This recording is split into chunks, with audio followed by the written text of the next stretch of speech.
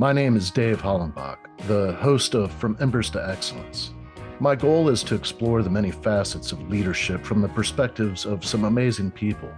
In addition to leadership, I like to discuss mental health, PTSD, and overcoming adversity. If you have a favorite episode, I would love to hear about it. Message me through social media or my website, and I will share some free tools to help you achieve your goals. Please like, subscribe, and leave a review. If you haven't purchased your copy of my book, Fireproof, please grab a copy today. Thanks for listening. Today, I'm speaking with Adele Spraggon. She is an award-winning author, a thought leader, and an international speaker and trainer.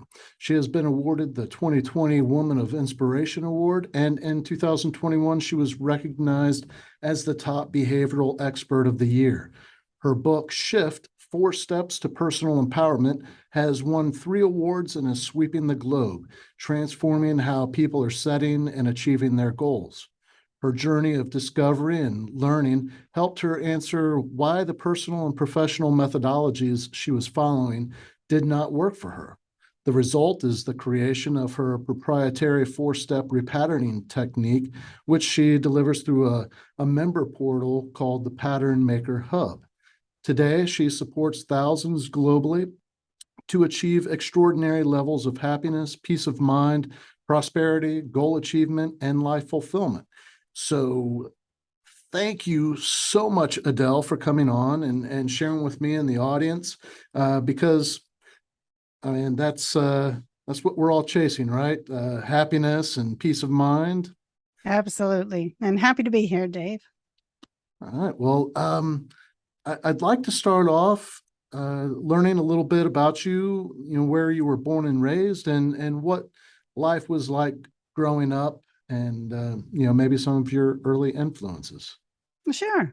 So I was born in England, but when we were 3 years old, my father worked for Shell Oil. So we moved to Venezuela, and I grew up in a small town in Venezuela. Well, started off in the capital city, Caracas, and then moved to a very small town.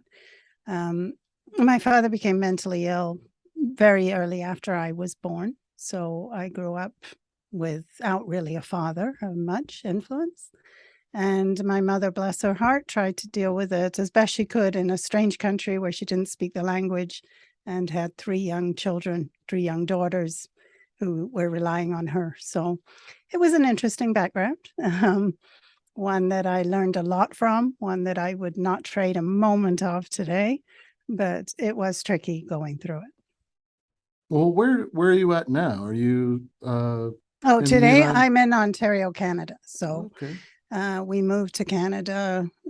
Shell Oil transferred my father there, and then let him go as soon as they got us into a country that had some social net.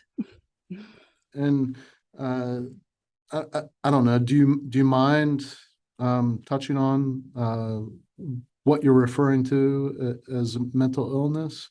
Yeah, sure. He was diagnosed with a whole bunch of different mental illnesses, to be honest with you. Back then, they didn't know as much as they know now about the human brain and about what was going on. So therapists would do their best to diagnose him, and it was tricky. So he was diagnosed as bipolar, he was diagnosed as schizophrenic, as paranoid, a number of different things. Basically, what would happen is he would just leave the world. He would be in the room, but he wasn't there. And then after a while, he would rage and start breaking everything in the house and just couldn't control his temper at all. So, and it would come and go in waves. And that's why they first diagnosed him as bipolar. That's tough, and it had to have been tough for you and your sisters, not just your mother, but when you're like I said, I mean, it was a tricky childhood, but one that I really learned a lot from, and I gained a lot of courage having gone through it. In fact, a funny story, Dave, I had a dream after I had done all of my personal development and after I finally felt like I was completely free of that past. And I had this dream where my father died and I was standing at the front of the room giving him a eulogy. And I thanked him for everything that he had given me, courage and the ability to bounce back, and resilience and compassion and generosity and everything that I'd gained from it. So, if any of your listeners are going through these terrible times, and they are very tricky to get through, know that on the other side, there is a gift that you are being provided. And if we can find that gift, that little bit of gold in there, and then it could, like me, create your whole future from that gift. So, yeah. I've had several conversations on this show where, we touch on that, and it's really, you might not recognize it when you're going through it, but if you have the wherewithal to look back and say, okay, without this event, I would not be where I am now. And it's hard to understand the positivity that can come out of something while you're going through it. It's horrible, Yes. but it does, sometimes it takes a while to really be able to look back and say, oh, without that, I wouldn't be here, or this wouldn't have occurred. Yes, So, absolutely. And the strength that we gain from needing to build resilience as we go through those situations is so valuable.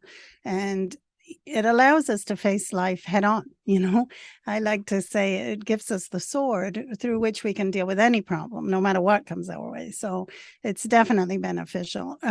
I do always encourage people, though, to get support. It's not something that we can do alone. I went through decades of therapy, decades of personal development. And frankly, Dave, the reason that I got into what I did is it didn't quite work for me. Yes, it supported me. Yes, it got me to a place where I could do life. All right. But it never really got me to the place where I felt fully personally empowered. And that's when I went back to university to study, okay, how does this human brain of ours work? Because I really wanted to be totally free. And so that's what I learned, and that's what I today teach. But I do encourage everybody to get the support that you need and find the right support for you. It's out there. absolutely.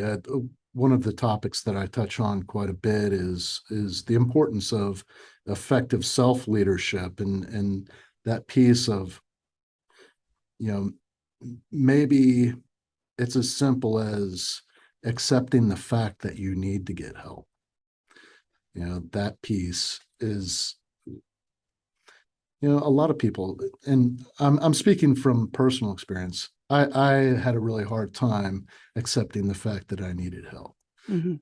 And when I finally did, then things got better. Mhm. But you have to do the work, and it's not easy. That is one of the trickiest things, right? That initial call that you need to make to a coach, to a therapist, to somebody. That very, very first call is the hardest thing to do. Once you do that, then it's pretty much, you're over it. You're over the hill by then. But that first call, yeah, it takes a bit of courage. So pick up the call, pick up the phone, try. You can always go back, but you got to step on the path, as they say. You went back to the university to continue your education, and can you talk a little bit about that, and how you discovered that is what you needed to focus on, that piece of your education to help you develop further? Yeah. I had been, at this point, by the time I went to university, I had been in personal development for 35 years. I was an adult. I was like in my 40s when I went to university. What was happening was I had this terrible pattern of quitting. So I would get so far down the path of success, and then something would happen. Frankly, I'll tell you what happened. I would upset somebody, or somebody would appear to be upset around me, and that would just have me turn tail and run. And I would quit whatever I was doing, and I would start again. I was really, really into people pleasing. It was the way I managed as a child. Um, I could not break this pattern, no matter how much courage I used, no matter how much hard I pushed through. I just couldn't be free of it. And so I thought after about 35 years of applying everything that everybody was telling me to do, every coach, every therapist, I would do it 100%. I thought to myself, okay, it can't be me. There's got to be something off with the operating instructions we're using. So I really wanted to understand, how is my brain making this decision to quit? So I took myself to university and I studied, but I studied a very broad range of information. I didn't take psychology. I wanted to study neuroscience. I wanted to study psychology. I wanted to study history. I wanted to study literature.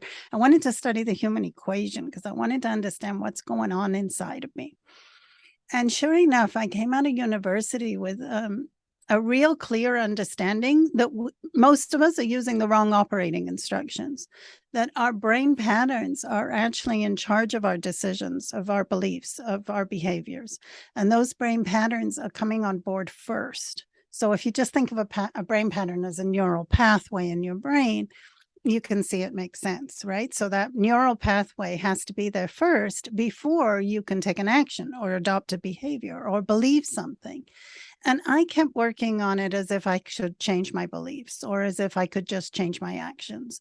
But until I learned how to deconstruct and upgrade that brain pattern, I really was stuck in this pattern of quitting and I could not get out.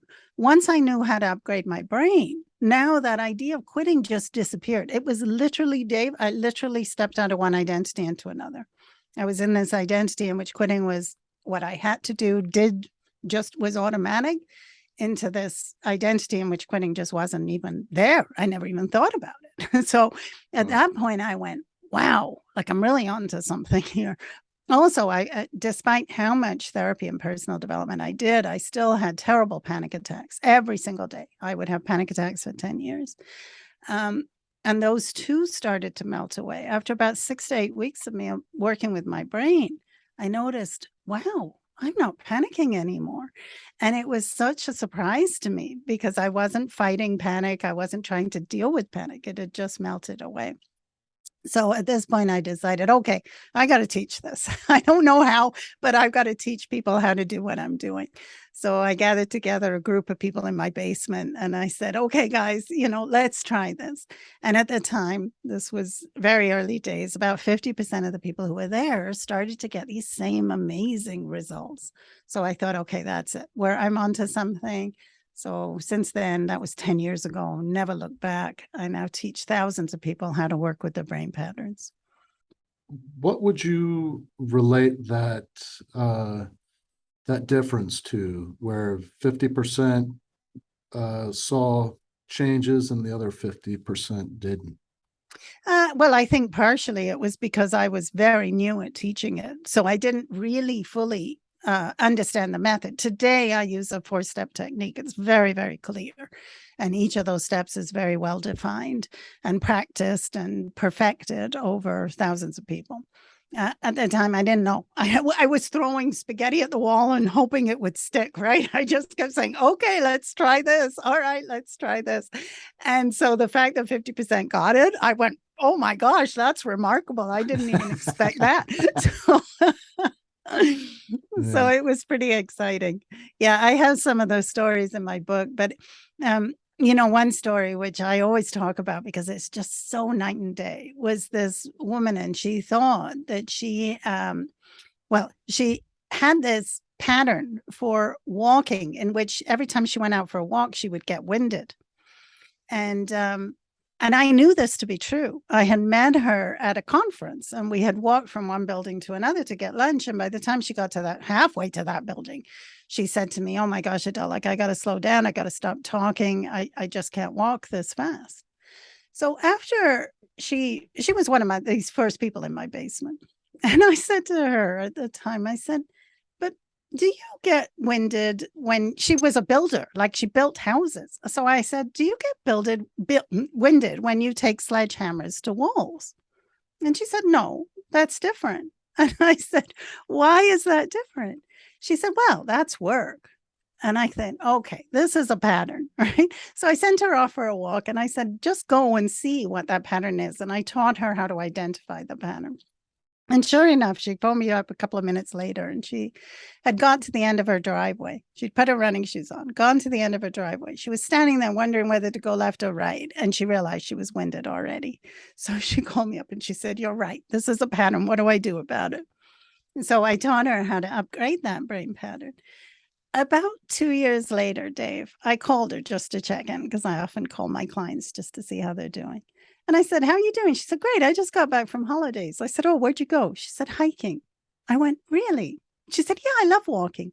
She had completely forgotten who she was in the past. And that's how remarkable our brain is when we're able to upgrade those brain patterns. It is that night and day. It was like me stepping out of that identity of quitting into a one where I just didn't. It was the same thing.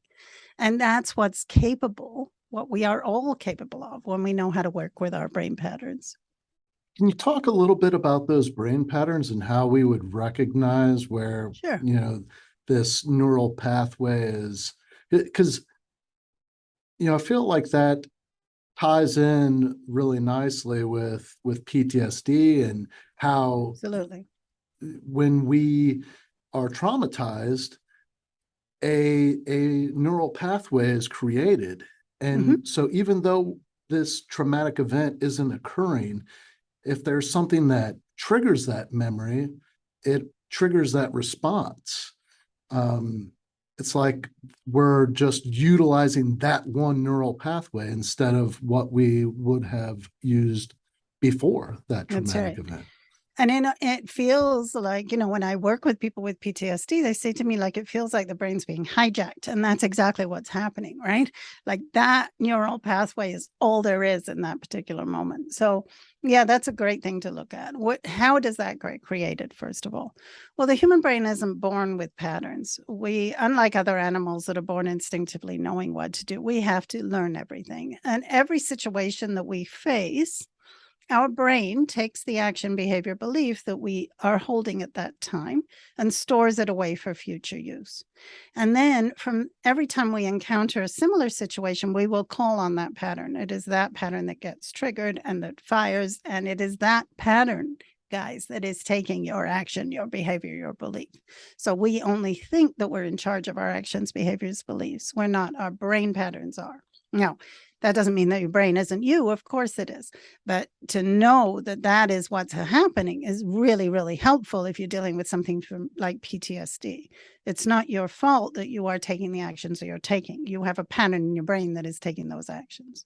So, how do we identify that? Well, or let's go back to how it got created. You face a traumatic incident and your brain deals with it as best it can. And so once you're through that situation, your brain stores that pattern away from future use and says, "Okay, next time I encounter a similar situation," the brain says, "I know what to do. I will just call on this pattern and that action will be taken." Great. That appears to work. But the problem is that the situation you're in today is not exactly the same as the situation that you were in the past, right? But never mind. The brain doesn't care. The brain is going to go fastest route to action, fastest route to keeping you safe. And if that pattern gets triggered, according to your brain, that's the fastest thing to do. And so it just keeps doing it. And each time you do it, you line up after yourself and it becomes easier to do it the next time, the next time, the next time. So this is how a pattern just gets triggered over and over and over again. So we have to go in and first identify that pattern and then upgrade it. So let me teach you how to identify a pattern. A pattern is easily identified because it's a three-part intertwining: physical sensation, emotion, thought. When the three aspects of your being come together, it is that pattern that will then take an action, a behavior, or belief. So I like people to think of their brain as an iceberg. The top of the water is all of your actions, all of your behaviors, all of your beliefs. Below the water, I should say, is where the patterns lie. So patterns give rise to those actions, behaviors, beliefs. Once somebody has a pattern for post-traumatic stress disorder, then Dave, I'm sure that immediately you're being sent into a behavior, right? Typically a panic response, typically a flailing action that you're doing that you just can't seem to control, correct? Good. Okay, that is given by a pattern. If we can identify that pattern, and you need to do it when you're not let me just back up. You need to identify the pattern when you're not triggered, when the pattern is not underway. We can then start the process of repatterning that. So that step one is just to identify it. Let's stop thinking that the problem's out there or the problem is in you. It isn't. And let's start addressing it where it really is, in the pattern itself. So that's step one. Step two, you're going to flip the switch and you're going to own it as a pattern. So let me just explain what I'm just about to say. Your brain has no access to the outside world. It is locked inside a dark, silent skull. There is no sound in there. There is no taste. There is no smell. There is nothing in there but neural pathways, electrical impulses, which are flying down these channels. Okay. We tend to look at the situation and say the problem is out there. Or we'll look at other people and we'll say the problem is there. Or we'll look at ourselves and say the problem is me. None of that is true. The problem comes strictly from a brain pattern, and that brain is doing its best to keep you safe. Okay. So we need to flip the switch. We need to stop blaming or looking out there for why we're doing what we're doing. We need to stop looking at ourselves for why we are doing what we are doing. And instead, we need to own it as a brain pattern. And that's a very simple step. You're just going to say, I created that. And that just reminds your brain, yeah, hang on a minute. It's not actually out there. It's happening first in here. Now, step three, we are going to upgrade or deconstruct that pattern. Sorry, we're going to deconstruct that pattern. We're going to pull that pattern apart. Okay, now that sounds more tricky than it is. It's a little tricky for me to explain how to do that. I do write the instructions in my book. And if you get my book, then you'll know exactly what to do. But basically what we're doing is we're putting the three parts of that pattern, physical sensation, emotion, thought, back in their respective places. Okay. And then finally, we can upgrade that pattern and create a new one that's going to take you in the direction you want to go. So that's what I discovered. It's a very simple technique, but simple isn't easy for a lot of people because our mind tends to overcomplicate things. And once you know how to work with your brain patterns, you can overcome anything. I just gave you a ton of information there. So, well, let's talk a little bit about your book. When did your book release? So I released it in, let me see, was it 2019? Yeah, I think it was 2019 when I first published it. Yeah. Yeah. It's titled Shift, 4 Steps to Personal Empowerment. And is that really referring to your 4-step repatterning technique? That's right. That's right. Yes. Yes. So in that book, there's an understanding of what patterns are and how your brain creates patterns. There's an understanding of how to identify those patterns. And it goes through the 4 steps and it shows you exactly what to do. So all the steps are in there. And then finally, it looks at some findings in neuroscience and what's actually going on in your brain and how your brain is working. So, I keep it very simple. I don't make it, neuroscience is a big fancy word, but I keep it very simple so that people can understand exactly what your brain is doing. It's really interesting. I don't know, remember, I've interviewed several neuroscience experts, and I think it's incredible that, for years, well, for centuries, millennia, whatever, the Eastern philosophy or medicine, they understood those neural pathways, but it was something that the West really didn't recognize. And now the science behind it, we're really identifying what's going on in clinical terms. And I find it really interesting that there's this ancient wisdom right in front of us all this time. And, now we've got the science behind it.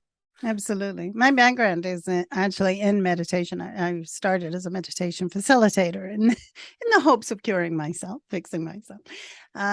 So I was meditating for 20 years before I created this tool.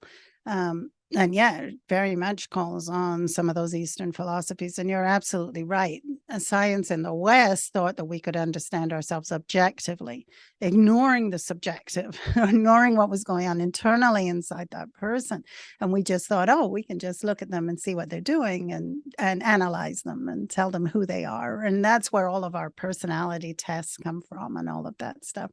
I call BS on that. You're so much more nuanced, so much more complex than any personality test can determine you are, than any analysis can determine you are.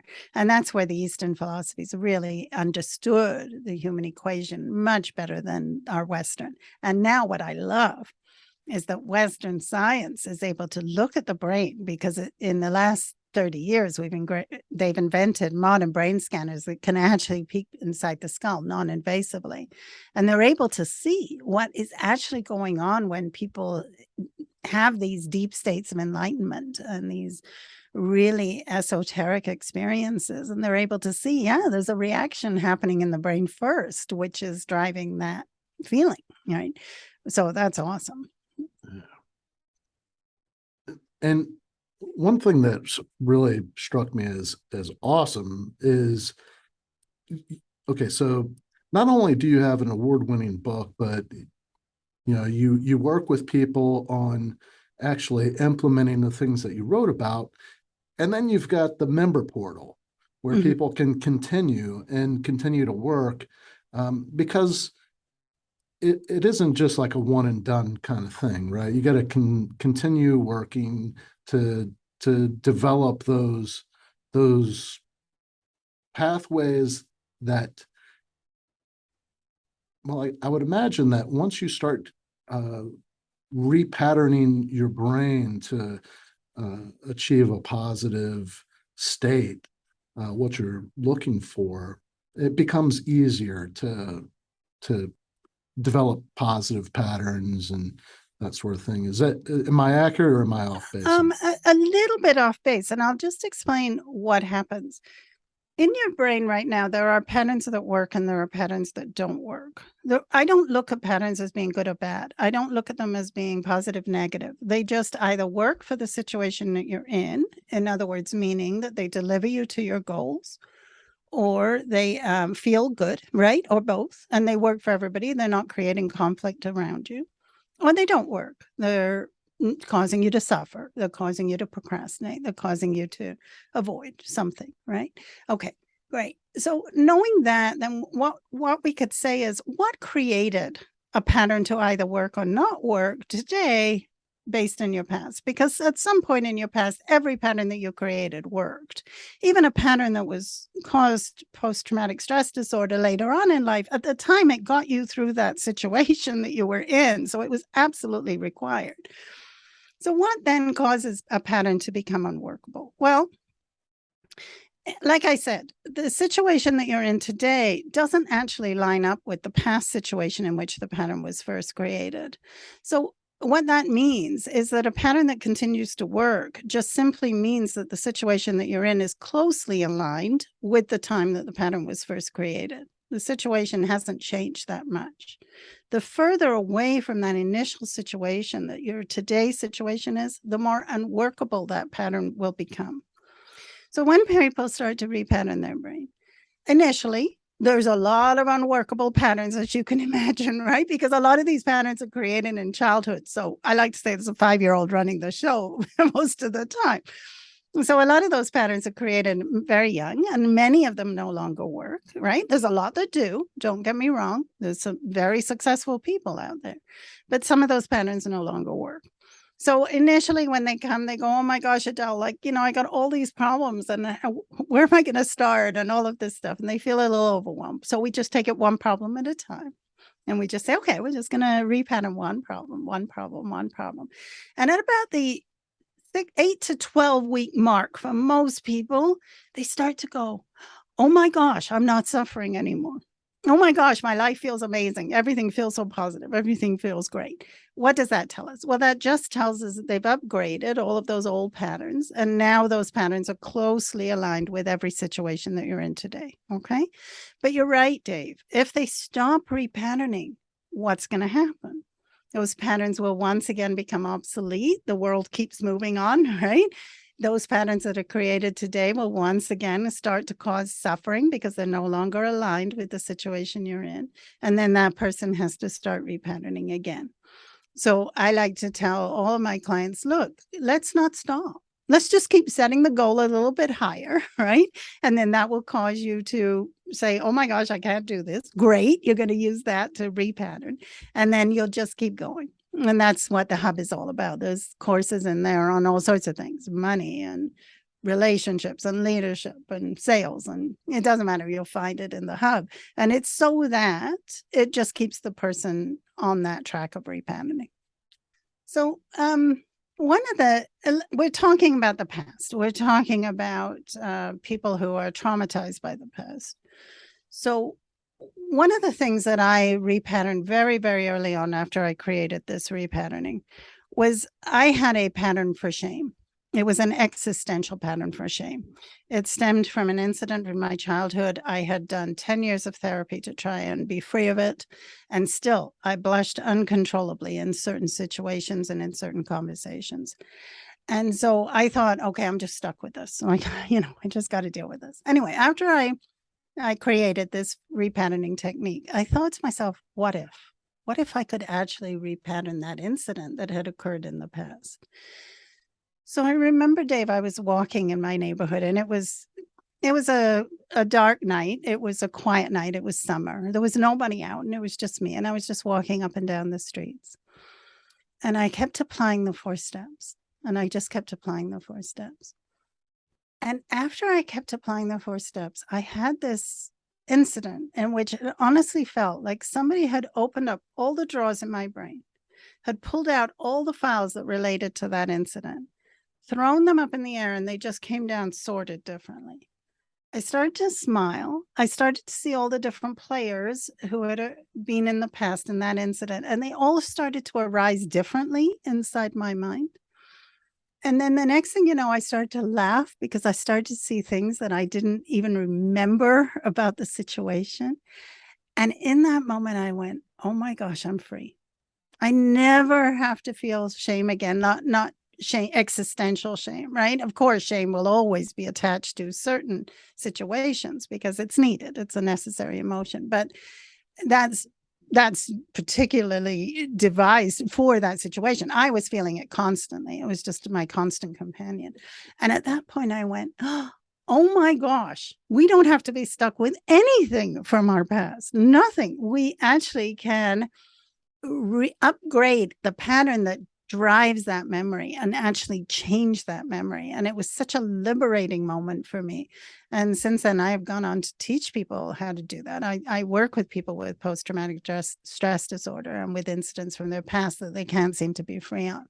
And, a lot of them have the same experience that I had. It's just like, wow, I missed 3/4 of it when I was going through it, or my memory did, right? Yeah. And now it's all different and complete and just showing up completely differently. Your Now, brain's remarkable. I just want to say that. I geek out on the brain because it's so remarkable what's available in there. So once again, step 1 is identifying the pattern that's got you stuck. Yeah.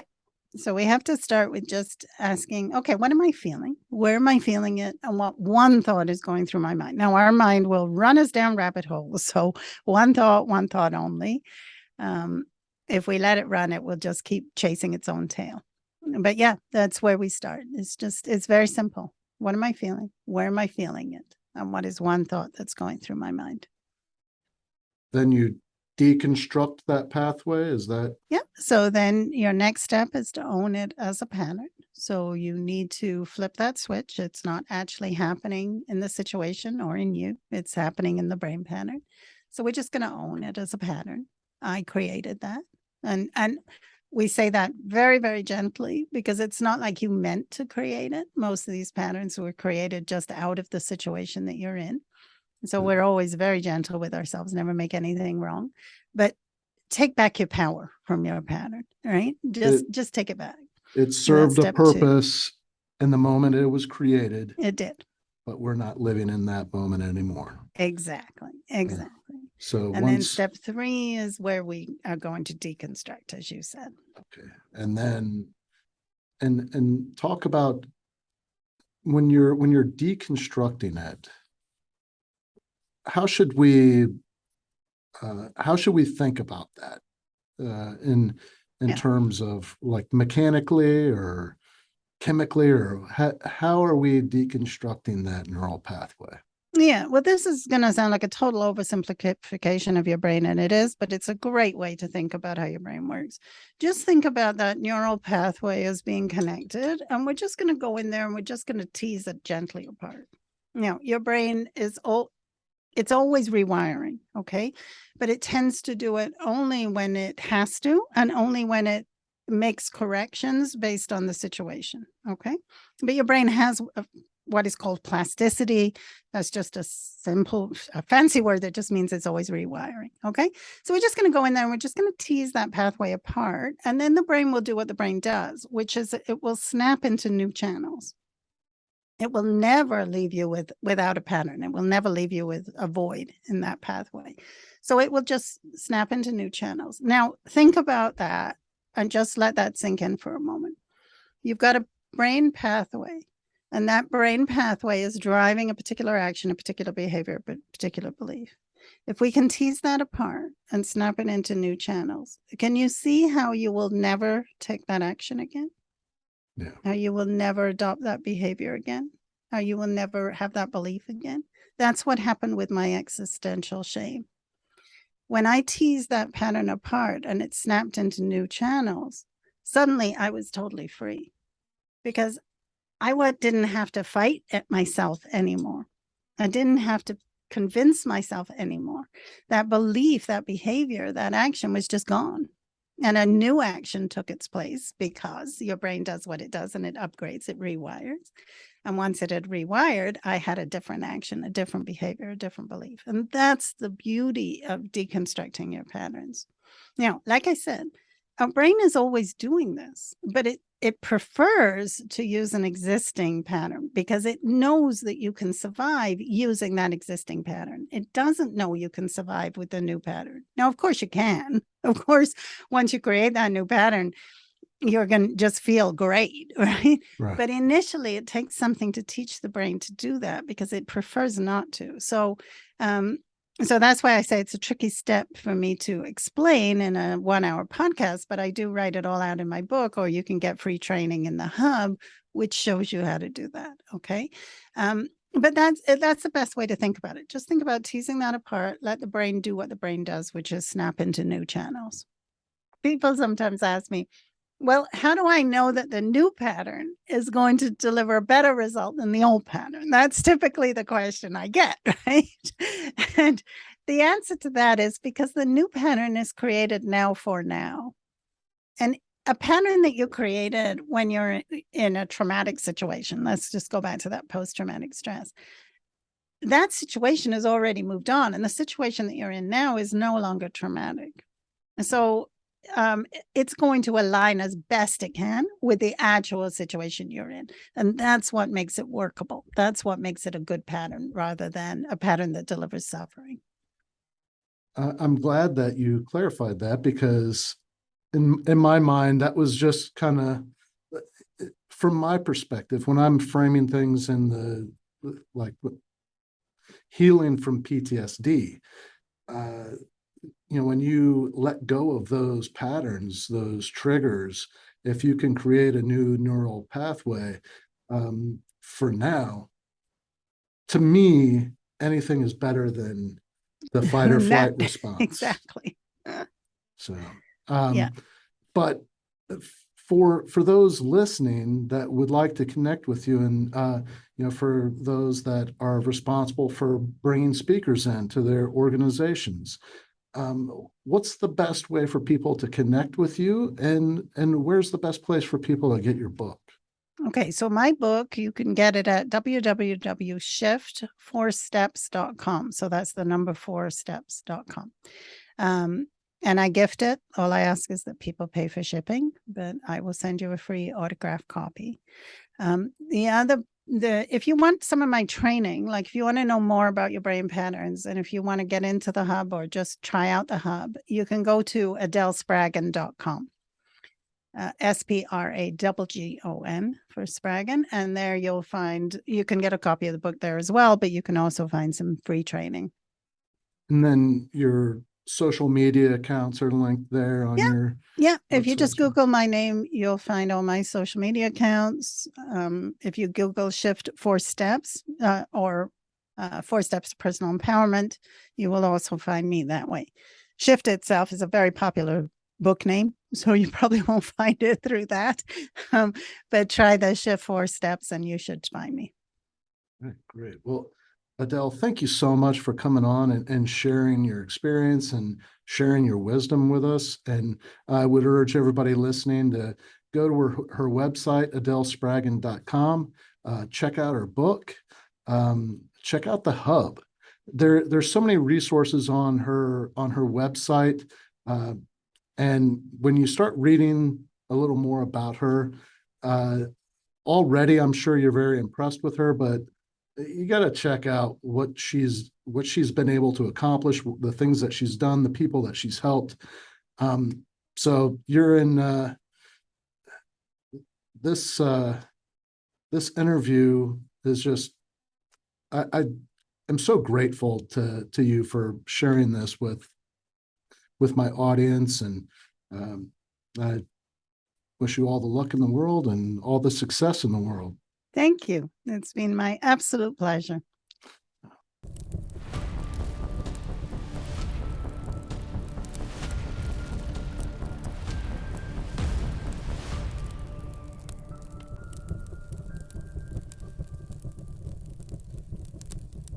Thank you for listening to this episode of From Embers to Excellence. Please visit hollenbachleadership.com for additional content, and don't forget to like, subscribe, and leave a review.